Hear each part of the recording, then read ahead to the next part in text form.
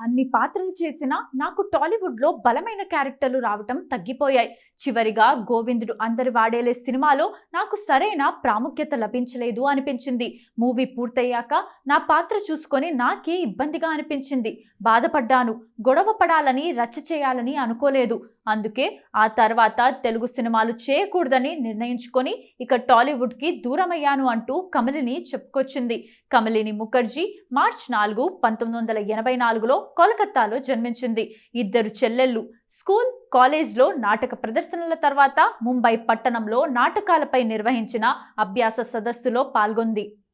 నాటకాలే కాకుండా ఆధ్యాత్మిక పుస్తక పఠనం, చిత్రలేఖనం కమలినికి చాలా ఇష్టం.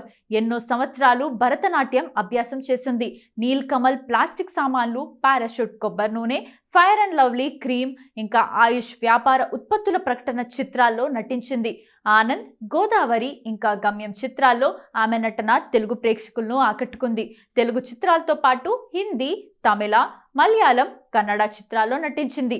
ఆనంద్ చిత్రంలో రూపా పాత్రలో కనబరిచిన నటనకు ఉత్తమ నటిగా ఆంధ్ర రాష్ట్ర ప్రభుత్వపు నంది బహుమతిని గెలుచుకుంది.